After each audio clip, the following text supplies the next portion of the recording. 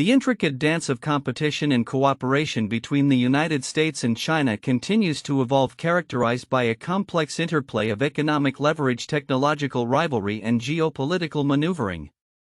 Recent developments on multiple fronts underscore the fluidity of this critical relationship, revealing both strategic recalibrations and persistent points of friction, particularly as the Trump administration navigates its foreign policy agenda. One significant takeaway from recent trade discussions, as reported by CNN on Thursday, June 19, 2025, is China's newfound understanding of its own leverage in negotiations with the United States.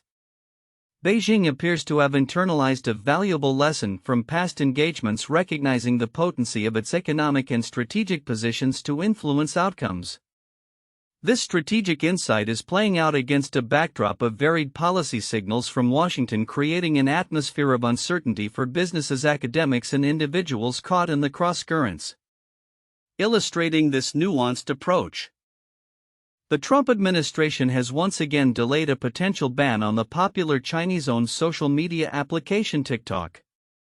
PBS reported on Thursday that President Trump signed a new executive order marking the third such postponement. This repeated deferral highlights the ongoing tension between national security concerns over data privacy and the immense economic and social impact of restricting widely used platforms. The decision reflects a broader, often oscillating U.S. strategy towards Chinese technology giants, where aggressive rhetoric can be tempered by practical considerations and the complexities of enforcement. Perhaps nowhere is this policy ambivalence more evident than in the realm of Chinese student visas, a critical facet of U.S.-China relations with profound economic and academic implications. As detailed by The Conversation on Thursday, the Trump administration has sent conflicting messages regarding the presence of Chinese students in the United States. Initially, Secretary of State Marco Rubio had announced plans for the State Department to scrutinize and potentially revoke student visas for Chinese nationals with ties to the Chinese Communist Party or those studying in critical fields. This move, ostensibly aimed at curbing espionage and intellectual property theft, immediately raised alarms among academic institutions and the Chinese student community. However, just weeks later, President Trump himself seemed to walk back these intentions, posting on his social media platform Truth Social that Chinese students were welcome and their presence has always been good with me. This abrupt shift has naturally led to considerable confusion. The financial contribution of these students is substantial, estimated by the Institute for International Education in New York at over $14 billion annually, with many paying full tuition. Furthermore, nearly half of all Chinese students in the U.S. are graduate students performing vital roles in university labs and classrooms, particularly in STEM fields, which were vaguely defined as critical targets for visa scrutiny. The historical context of such measures provides a cautionary tale. Efforts to restrict Chinese students in the U.S. are not unprecedented. In past instances have often yielded unintended consequences. From the post-Korean War era, when Chinese STEM scholars like rocket scientist Qian Xuesen were prevented from returning home, only to become instrumental in China's technological advancements, to the Department of Justice's China Initiative in 2018, which targeted ethnic Chinese researchers but secured few convictions, an atmosphere of suspicion has frequently accompanied these policies. This repeated search for spies among Chinese migrants and residents has created palpable fear within Chinese American communities, risking a chilling effect on legitimate academic and scientific exchange. Indeed, the broader foreign policy context suggests that these visa actions may also serve as a negotiating tactic within the contentious trade debates. Chinese Ministry of Foreign Affairs spokesperson Lin Jian has accused the U.S. of violating tariff reduction agreements, citing the visa issues as an example of American inconsistency. Conversely, reports suggest that Trump's initial tough stance on student visas might have been designed to pressure China on issues such as the export of rare earth minerals. When Trump subsequently announced a trade deal with China on June 11, his statement welcoming Chinese students was notably appended, reinforcing the perception of the visa issue as a bargaining chip. Beyond bilateral trade and academic exchanges, the global geopolitical landscape also plays a subtle yet significant role in this intricate dynamic. Newsweek on Thursday highlighted that a hypothetical conflict such as a war in Iran could disproportionately impact China more than the United States. This perspective underscores China's vulnerability stemming from its heavy reliance on global energy supplies and maritime trade routes, which could be severely disrupted by regional instability. Such geopolitical realities add another layer to the strategic calculus between Washington and Beijing, influencing their respective leverages and policy decisions. Ultimately, the confluence of these events paints a picture of a U.S.-China relationship defined by strategic competition and complex interdependence. The United States grapples with balancing national security imperatives against economic benefits and the foundational principles of open academic exchange. China, in turn, is refining its understanding of its own economic and geopolitical strengths, prepared to leverage them in negotiations. While immediate policy shifts like the TikTok delay or the student visa reversals may offer temporary relief or signal tactical maneuvers, the underlying currents of technological rivalry, trade imbalances, and geopolitical positioning suggest that the atmosphere of uncertainty and heightened scrutiny will persist. The future trajectory of this relationship will hinge on the ability of both nations to navigate these multifaceted challenges with significant implications for global technology trade and stability. As global leaders convene this week at the G7 summit in Kananaskis, Alberta, the pervasive shadow of escalating trade disputes hung heavy, threatening to reshape international commerce and test the resilience of global economies. With President Trump's critical July 9 Liberation Day deadline, when a pause on his most punishing duties is set to expire, rapidly approaching nations are scrambling to secure agreements, revealing a complex web of negotiations, retaliations, and unforeseen economic consequences reverberating from Washington to Beijing and beyond. A notable development emerging from the G7 was the signing of a limited trade agreement between the United States and the United Kingdom. This deal, inked by President Trump and British Prime Minister Keir Starmer, aims to lower tariffs on British car and aerospace imports, granting UK carmakers an annual quota of 100,000 vehicles subject to a reduced 10% tariff, significantly less than what other nations face. Tariffs on aerospace goods, including aircraft parts, were also removed, though the persistent issue of steel and aluminum tariffs remains unresolved. While hailed as a win by the Trump administration, the CEO of luxury British automaker Bentley, Frank Stephen Walliser, cautioned that tariff uncertainty remains despite a UK deal, underscoring the ongoing volatility even for businesses seemingly benefiting from new agreements. In contrast to the UK's limited success, negotiations with the European Union appear to be fraught with greater challenges. Despite several weeks of starts and stops, EU officials are now increasingly resigned to a 10% reciprocal tariff as the baseline for any US-EU trade deal. The Financial Times reported that the EU is pushing for an agreement modeled on the US-UK deal, hoping to prevent further escalation beyond the July 9 deadline, which could see tariffs balloon to 50% on EU imports. This comes as the US's trade deficit with the EU has paradoxically expanded each month since January 2025, reaching approximately $115 billion in April, despite the administration's tariff measures initially aimed at reducing such imbalances. President Trump, speaking from Air Force One, expressed dissatisfaction, stating, "I don't feel that they're offering a fair deal yet. They're either going to make a good deal or they'll just pay whatever we say they have to pay." Japan, another key U.S. ally, has also found itself in a precarious position. Prime Minister Shigeru Ishiba's efforts to persuade President Trump to relax tariffs at the G7 summit proved unsuccessful, with Ishiba acknowledging, "There are still some points on which the two sides are not on the same page, so we have not yet reached an agreement on the trade package." This failure to secure concessions on critical auto tariffs not only impacts Japan's economy, potentially pushing it closer to recession, but also casts a shadow over Ishiba's political future. Nevertheless, a Reuters survey indicated that over 70% of Japanese firms reported the business impact of U.S. tariffs to be as expected, with investment plans largely unadjusted, suggesting some level of preparedness or absorption capacity. Meanwhile, Canada, hosting the G7, has also engaged in tense discussions.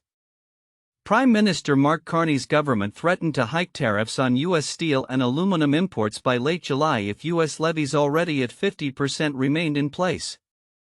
Despite the rhetoric, both Trump and Carney expressed optimism for a trade deal, highlighting the complex dance of negotiation and brinkmanship. Beyond direct trade agreements, the wider geopolitical and economic ramifications of the tariff war are becoming increasingly apparent. China, a central target of the Trump administration's trade policies, appears to be learning the value of its leverage. Beijing reduced its stockpile of U.S. treasuries to a 16-year low in April, reaching $757 billion, its lowest level since March 2009 and marking the second consecutive monthly decline. This move, which saw China slip to the number 3 position among foreign holders behind Japan and the United Kingdom, fuels speculation about the potential weaponization of U.S. dollar assets. A concern Chinese economists have voiced, drawing parallels to actions taken against Russia. Economically, China reported mixed performance for May, with retail sales jumping as export goods remained home but factory output slowing due to higher U.S. tariffs.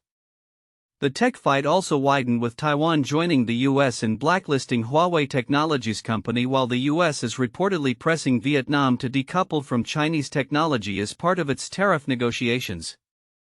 Even a recent U.S.-China trade truce in London left critical issues such as export restrictions on military-use rare earth magnets unresolved. The ripple effects are profoundly impacting the U.S. economy and its consumers. Federal Reserve Chair Jerome Powell, while holding interest rates steady, acknowledged that substantially larger tariffs are raising inflation expectations. "We're beginning to see some effects, and we do expect to see more of them over the coming months," Powell stated. Noting that the pass-through of tariffs to consumer price inflation is a whole process that's very uncertain. The Fed's estimates for core personal consumption expenditures (PCE) for 2025 have already moved higher due to tariffs. Consumers are feeling the pinch, with a TransUnion report indicating growing pessimism about rising prices. Mitsubishi Motors, for instance, announced a 2.1% average price hike on its new U.S. vehicles, and toymaker Hasbro cut 3% of its workforce due to higher tariff costs on goods from China. The home goods retailer At Home even filed for bankruptcy, citing tariff uncertainty as a final blow that made it impossible to plan key orders. Even the U.S. tourism industry is warning that foreign visitors are choosing alternative destinations amidst the trade tensions. The aviation sector, a significant net exporter for the U.S., is also concerned. U.S. Transportation Secretary Sean Duffy expressed a desire to return to a 1979 zero-tariff trade agreement for civil aviation, highlighting the industry's $75 billion trade surplus. Lawmakers attending the Paris Airshow made similar pleas, concerned about the existing 10% tariffs on imported planes, jet engines, and parts, and the potential for higher duties. Meanwhile, the legal battle against the tariffs is escalating, with 2 family-owned businesses having asked the Supreme Court to consider striking down President Trump's sweeping duties, a case legal experts anticipate will eventually reach the High Court. As the July 9th deadline draws nearer, the global economic landscape remains fraught with uncertainty. President Trump's "I'm a tariff person" stance and his administration's willingness to use national security powers to impose duties on sectors like semiconductors and pharmaceuticals underscore a fundamental shift in U.S. trade policy. The coming weeks will be critical, determining whether more nations strike limited deals, face increased tariffs, or resort to retaliatory measures.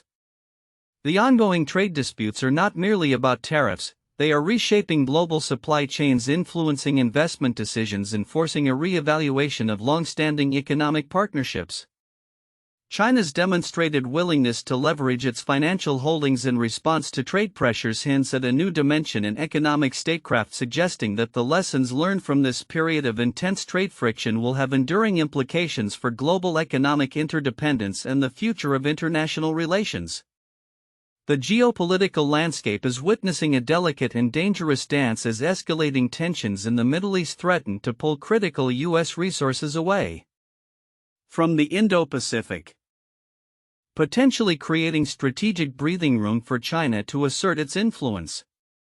Recent reports highlight a concerning trend: an increased frequency of Chinese military activities near American bases and a heightened state of alert in Taiwan, all unfolding against the backdrop of a deepening crisis involving Israel and Iran. Newsweek reported on Thursday that a key U.S. ally has revealed significant Chinese military activity in close proximity to an American base, underscoring Beijing's growing presence and assertiveness in the region. Concurrently, MSN detailed that Taiwan is on high alert, closely monitoring China's military maneuvers in the Pacific. These developments signal a persistent and intensifying challenge to regional stability, with China continuing to project its power in its immediate vicinity and beyond. However, the strategic calculus for the United States is complicated by the volatile situation in the Middle East. As Adam Gallagher articulated in The National Interest, any U.S. military engagement in a war with Iran would profoundly undercut America's long-term strategy of deterring China in the Indo-Pacific. Every military asset moved to the Middle East is one that could be used to deter China in the Indo-Pacific, Gallagher stated, emphasizing the critical trade-off. Since the October 7 attacks, the U.S. has already redirected substantial military assets and personnel to the Middle East, including missile defense batteries, a terminal high-altitude area defense THAAD system, and even the USS Carl Vinson aircraft carrier, which was repositioned from Asia. More recently, the USS Nimitz was reported by Reuters to have left the South China Sea and headed west towards the Middle East. This reallocation of resources, including roughly 40,000 American personnel in the region, makes them vulnerable to potential Iranian retaliation, further entangling the U.S. in a conflict that many analysts argue distracts from its primary strategic competitor. From Beijing's perspective, a prolonged U.S. entanglement in the Middle East could offer significant, albeit short-term, strategic advantages. China has considerable interests in the Middle East, particularly its heavy reliance on the Persian Gulf for energy supplies, with half of its imported oil originating from the region. While Beijing would prefer stability for its energy security, a distracted Washington could enable more aggressive moves against Taiwan or in the South China Sea, capitalizing on the strategic breathing room provided by the U.S. shift in focus. Moreover, such a conflict could bolster China's narrative that the U.S.-led rules-based order is selectively applied, further alienating global South countries and strengthening Beijing's influence. The South China Morning Post also highlighted China's pragmatic approach to the Middle East crisis, reporting that Beijing has begun evacuating its citizens from Israel via the Egyptian border, with hundreds having already left and about 1,600 Chinese citizens having departed Iran in recent days. This swift action contrasts with the public's silence from U.S. Defense Secretary Pete Hegseth regarding potential American involvement, reflecting the delicate and uncertain nature of Washington's plans, further underscoring China's growing military might and its intent to project power. Videos circulating on Chinese social media, purportedly rehearsals for a major military parade marking the 80th anniversary of Victory Day in September, have offered an early glimpse of stealth jets and massive air formations. These displays serve as a potent reminder of China's rapidly modernizing military, adding another layer of complexity to the Indo-Pacific security environment, especially as U.S. attention risks being fragmented. For years, successive U.S. administrations have pledged to pivot to Asia and prioritize competition with China, yet recurring crises in the Middle East continue to draw American resources and focus back to a region of what some argue is declining strategic significance to core U.S. interests. The current situation presents a critical test for U.S. foreign policy, demanding a delicate balance between immediate regional stability and long-term strategic imperatives. How the U.S. navigates the Middle East crisis will undoubtedly shape the power dynamics in the Indo-Pacific and influence the trajectory of global competition for years to come.